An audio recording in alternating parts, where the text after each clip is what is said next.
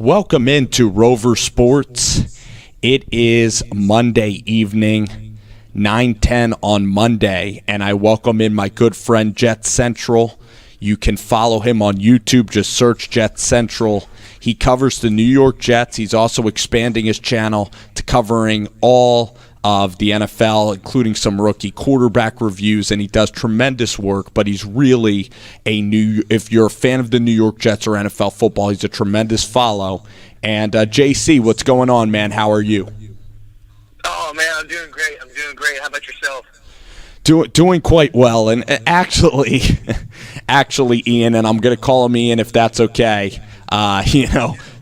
Jet Central, Ian, I'm actually not doing as well as I'd like because, it could have been worse. It could have been worse, Ian, because we could have had Bryce Petty injured. And then we would have never gotten to see Bryce Petty, and we would have all been left with the question mark of could he have played well? At least now it's more of, instead of a sad and depressed feeling, it's more of an angry feeling that the New York Jets are now starting the 36-year-old Josh McCown. And what do you make of this move, Ian? What do you think about Bryce's last performance? And what do you think now about this quarterback battle, now that you've seen Hack, now that you've seen Petty with John Morton for these 3 games? Kind of characterize your thoughts on now the conclusion of the quarterback battle. Right, cool. So I'm pretty bummed out that Bryce Petty is not going to be starting the season for the New York Jets. I honestly believe he won the job in preseason, considering Todd Bowles said that all 3 quarterbacks will have an equal opportunity. When Christian Hackenberg received most of the first-team reps, and it almost seemed like they were just pushing Bryce Petty aside, giving him the cold shoulder, giving him the least amount of reps out of the 3, and yet he went out and performed the best out of all 3. Now, in regards to Josh McCown, it's just somewhat weird because, we saw him for 1 series, and the Jets scored a TD on that 1 series, and he looked damn good. He had that beautiful deep ball to Robbie Anderson, and he had a touchdown pass, I think, on the very next play. So, I liked what I saw from McCown, but that's 1 drive, as opposed to Bryce Petty, he did relatively well in all 3 games, but this past start against the New York Giants, I thought he cemented himself as the starter if the Jets wanted to go in the start a young quarterback. And that's the route I believe they should have went in. But when it comes to Bryce Petty versus Christian Hackenberg, again, I thought Petty outplayed him.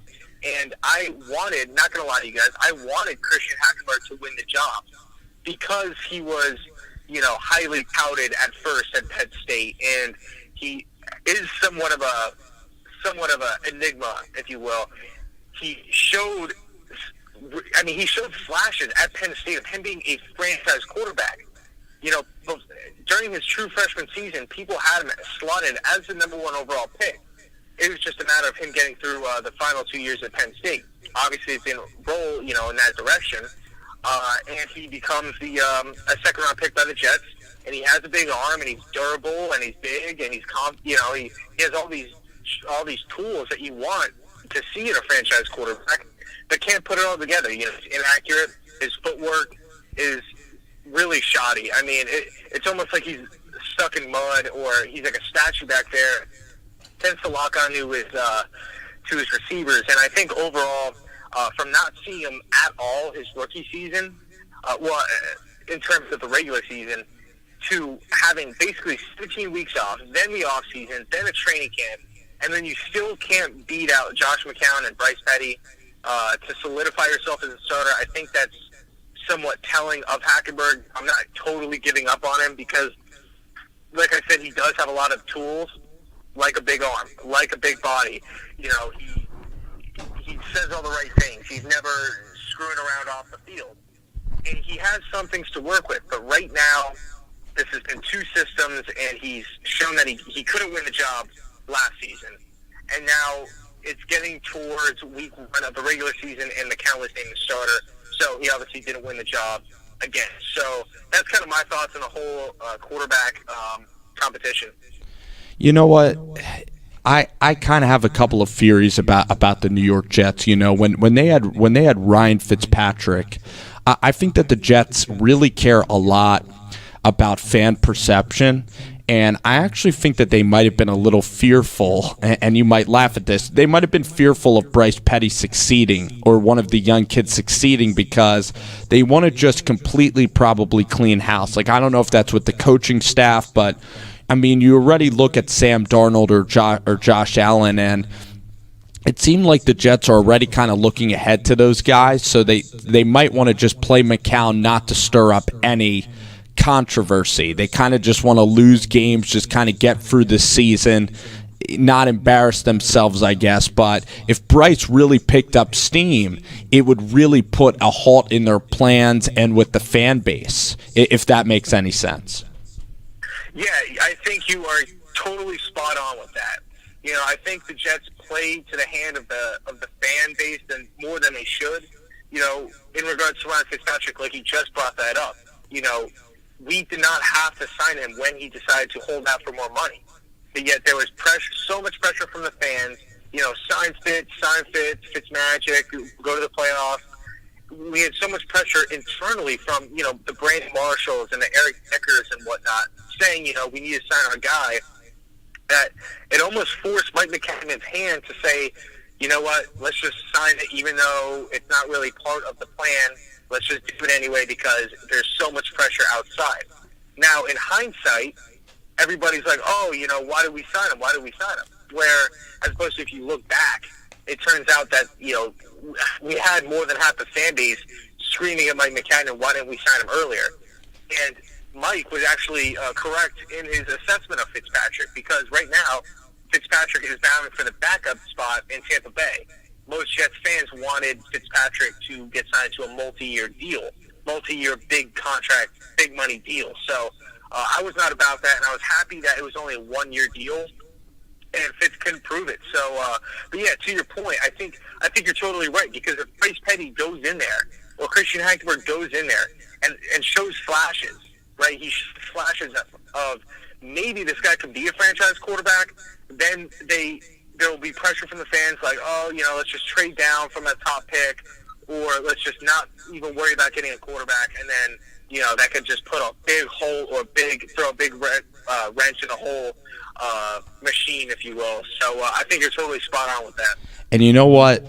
You know what, JC? I think that now that Bryce Petty is going to be playing in this last preseason game, he is now in a no-win situation versus the Eagles because not only is he a little bit banged up, but I really do believe this too, that John Morton is probably going to call plays that don't highlight his strengths because they're going to try to really keep the chatter down about Bryce Petty. So I believe that they might stick him with backup linemen. He might get sacked. I believe that he might even perform really poorly on Thursday night just so the fan base will not have any regret about, they won't criticize the Jets for this move because, you know, in this last preseason game, now the Jets will say, oh, look at what Petty did in this last. You kind of see what I'm saying? I think I'm a little worried about this Thursday and how Bryce will look because if they play aggressive and he goes out and they kill the Eagles,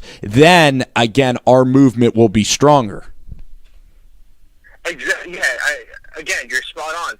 And the thing that really irritates me, it's so damn irritating as a Jet fan, is we have a young quarterback with a lot of good traits. Now, I'm not saying Bryce Petty is a top 5 guy. I'm not saying, oh, he's the next Cam Newton or Andrew Luck or Aaron Rodgers or Peyton Manning.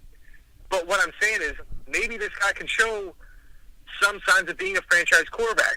You know, a franchise quarterback or in the NFL, and specifically for the Jets. We have 16 weeks to figure out who's going to be the future. Is it Bryce? Is it Hackenberg? It's not going to be McCown. Or is it going to be Josh Allen or Josh Rosen? You know, some of the, maybe even Tanner Lee out of Nebraska. I know you're really high on him. Yeah. Formerly of Tulane. I like him a lot too. But, you know, maybe the franchise quarterback's not on the roster.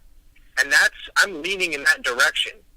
But it's just so damn aggravating as a fan to even ponder about that idea that the Jets could be just colluding against Bryce Petty, just saying, you know what, even if this guy's somewhat good, or maybe he can build and grow throughout this season, we're still not even going to allow the fans, allow anybody to witness that, because we want another guy. I mean, who's to say Bryce Petty can't go in there and be the next Kirk Cousins, like you alluded to in your video? Mm-hmm. I mean, stopping that to happen, really, I mean, the Jets have a lot of weaknesses, but at the same time, we can't go into the next draft with any questions. We have to figure out what our weaknesses are. We have a lot of them. We have to figure them all out and go from there. We can't go in with all these questions like, oh, can this guy play, or should we build around this guy? You know, we can't do that. I wanted to move and continue talking about these New York Jets. We definitely, spoke about Bryce Petty. He's the lead story today, or McCown and that Petty situation. But you look at this offensive line, and in the preseason, it was tough to watch guys like Kelvin Beachum, Wesley Johnson and Brian Winters. A lot of these guys are free agents entering the roster. I mean, did you see? I mean, I know the Detroit game was concerning, and Detroit has a really good defensive line. What did you think about, the offensive line as they played against, the Giants? And is that also a real concern for you headed into this year? Yes, it's a big concern. I thought they looked decent week one against the Titans, but then as preseason unfolded, like you mentioned, the Detroit Lions, the New York Jets offensive line got absolutely demolished. Christian Hackenberg had zero time to go through his progression, zero time to make any sort of plays, and that right there is the reason why young quarterbacks develop bad tendencies. And then you fast forward to the Giants game, and the Giants have a fantastic defensive line as well, led by ex-Jet Damon Snacks Harrison, one of probably the most underrated player in the NFL. The Giants' defensive line shredded the New York Jets' offensive line. Again, Hackenberg had zero time to do anything, and Bryce Petty, they're just being rushed constantly throughout the game, and it's really annoying considering that. I can understand if it's like, oh, we have a whole bunch of young draft picks on the line, and all these guys are rookies, but it's like Beachum was paid as a solid left tackle. He's not performing. You go down the list. James Carpenter, he's underperformed. Wesley Johnson, I think he's done a decent job. Brian Winters, we just gave him a big contract, 4-year deal, I believe 4-year, $22 million deal. He's played horrible. And then right tackle, Shell, or it's actually like a somewhat of a competition between like Elijah Wana, Shell, and Qualbe, and none of those guys have performed. So, not to be all negative, but yeah, I do see it as a big concern for the Jets. We're going to try to get positive here, Ian, and I want to try to get positive looking, at this defense. I know that there's, a couple of strengths on this defense. I mean, what do you see, from this defense? I am excited about the rookie, Jamal Adams. I think that some of these linebackers can grow. Talk about what you like about this young defense. I like how this defense has an attitude about them. I like how Jamal Adams is a leader. I like how Sheldon Richardson is not afraid to open up his mouth and talk some crap to the other players. I'm totally for it. I like how we drafted 3 first-round picks on each layer. So Leonard Williams, first-round best player in the draft 3 years ago. Then we drafted Darren Lee, so obviously going to the linebacking spot, and then Jamal Adams in the secondary. So all 3 areas we drafted first-round picks. So I do like that about the Jets' defense. And I am excited about the defense. I think we're going to be pretty good. But we just have to play aggressive. We can't let people walk all over us. Sure. As we look forward to week 1, the preseason's wrapping up. What are some storylines around the NFL that have really caught your eye? Who has really surprised you this preseason? Who do you think has regressed? As you look around the NFL and around the landscape, what are some of the storylines that have stuck out to you from this preseason? Oh, yeah, right off the bat, I think the number one storyline that stuck out to me is the way the new management and coaches are running the Buffalo Bill organization. You look at that team, and they have so many pieces on that squad. With LaShawn McCoy, they drafted a couple of good players, Zay Jones, Tre'Davious White. They have a fantastic run-blocking offensive line. You have a quarterback in Tyrod Taylor who can make plays with his feet, and he's still developing. I mean, he's still a young quarterback. And then that defense, they have pieces all over with Shaq Lawson and whatnot. But overall, I'm just absolutely amazed on how the Buffalo Bills are just totally ripping that roster apart with trading Watkins and letting go of Robert Woods. And today they actually traded Reggie Ragland, their second-round pick of last season. And it's just crazy on they acquired Jordan Matthews. They let go of Ronald Darby. It just seems to me that they're tearing down a really good roster in hopes of getting a quarterback in next year's draft. Because, I mean, if you look at it, they have 2 firsts. Talking about the 2018 draft, they had 2 first-round picks, 2 second-round picks, 2 third-round picks, and 2 fourth-round picks now. So they have the ammunition to go up and to the number 1 spot to draft whoever they want, assuming that Tyrod Taylor is not the guy. So I'm just absolutely shocked. I think that's the number 1 storyline, at least in my eyes. Yeah, I'm pretty amazed by Buffalo. In a way, I kind of like what this new Brandon Beane is doing because he's decisive. He's not the guy that's going to listen to the fan base. Him and Sean McDermott, he completely wants to turn this over, and he has no problem maybe going 2 steps back to get this franchise in Buffalo to being a contender. And so Reggie Ragland, I mean, that's really puzzling because this guy out of Alabama was considered such a safe pick a couple of years ago at a linebacker slot, had a little bit of injury concerns, but maybe it's a character thing. Maybe that he's really specific on character guys. The Sammy Watkins trade, Tyrod Taylor's really been treated poorly there. I look at Buffalo. I think that they're really intriguing, and I can't say whether this guy has failed or not yet because I kind of like, the decisiveness, because usually Buffalo, Ian, they're usually really quiet and they usually settle into 8-8. They're kind of like the Miami Dolphins usually are in purgatory, and at least they're taking swings, Right.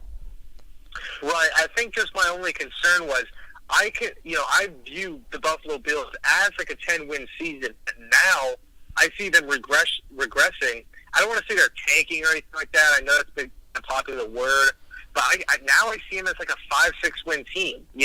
Trading all these talented playmakers for draft picks. So I just find it somewhat weird. Yeah. JC, when you look around the NFL, you got the San Francisco 49ers, you have Jared Goff, you have young coaches and young teams out west. Who else is an up-and-coming team? I'll tell you a team that I actually like, and that was the New Orleans Saints. They've been playing really good defense. Chicago Bears playing good defense. What teams, around? What other teams do you think actually are sleepers, dark horse teams to look for? Right. I think in regards to the playoffs, I think the Carolina Panthers are going to step up to the plate this season and hit a home run. I think they have a complete, not a 100% complete roster, but I think they basically got slapped in the face last season. And I think this is Cam Newton. Cam Newton, whenever he comes off a bad season, he has a very good season the following year, with additions of Curtis Samuel and Christian McCaffrey. I think those 2 pieces are going to be huge parts for the Carolina Panthers this season. I see them coming back and being a playoff team, maybe as a wild card or maybe as a division winner, and I definitely see them as a wild card. So I think the Carolina Panthers. And then my other team, just as a sleeper, just as a dark horse, like you were saying, I think the Los Angeles Rams are a 9-win team. I think all these people that are talking crap about Jared Goff, I predicted Jared Goff as my comeback player of the year. As bad as that may sound now, I did a video I want to say a month back, and I predicted Jared Goff as my comeback player of the year. Sean McVay, young coach, I would love to play for him. I believe he knows what he's doing. He's an offensive mind. And the LA Rams have been bold this offseason with acquiring Watkins and, drafting Cooper Kupp, who's really electrifying. And I think the LA Rams are going in the right direction. I think people are are really quick to just write off Goff and just say, hey, he's a bust. But just remember, he's a rookie year, and he wasn't the number 1 overall pick for nothing. Sure. What do you think of these rookie quarterbacks? What do you think of Deshaun Kaiser? Are you a little worried about Deshaun Watson? What do you really think about Deshaun now getting the starting nod? And are you in favor of letting these kids see playing time early in their careers? I'm always in favor for letting a younger quarterback sit and marinate, as opposed to just throwing him to the wolves and just say, here you go, here's the keys to the franchise. Because being a Jet fan, we did that with Sanchez. I don't care that he was like a top 6 draft pick. If he's not ready, he's not ready. Whether he's drafted first overall or last, if he's ready to play, then let him play. But if not, he's not. And, we saw it with Sanchez. He wasn't ready. Even though he had some success, he still made a lot of flaws throughout his career with the Jet, as a Jet. We saw with Geno Smith, he wasn't ready. He was forced in. So I am all for letting the young quarterback sit. But if they are ready and they are better than every quarterback on the roster, and it won't, hinder their growth and their development, then I'm all for it letting them start, because it's not fair to the team to basically say, hey, quarterback A is better than quarterback B, but just because B is older, we're just going to play him. I don't think that's fair to the other, 51 guys on the roster. But, looking at my quarterback rankings before the draft, I had Trubisky 1, Kaiser 2, Watson 3, Chad Kelly 4, and then Davis Webb 5. I didn't have Patrick Mahomes in my top 5 quarterbacks, so he's impressed me. But I'm not so impressed by Kaiser, because this is kind of what I expected from him. But with Hugh Jackson being a offensive genius, I thought Kaiser would be a really good fit in Cleveland. But Trubisky has looked really good. He's shutting up a lot of critics. All the people that made fun of him on draft night, he's shutting a lot of those people up. I think he's looked fantastic. I think Watson he's just. I don't want to say he's behind the curve. I just think it's just a common case of a spread quarterback trying to transition to the NFL, learning a very hard system with Bill O'Brien. Yeah, and Chad Kelly.